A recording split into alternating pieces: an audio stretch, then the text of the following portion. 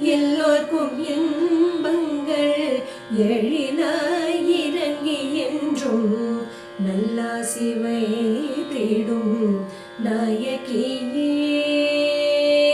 எல்லோர்க்கும் இன்பங்கள் எழினாய் இறங்கி என்றும் நல்லாசி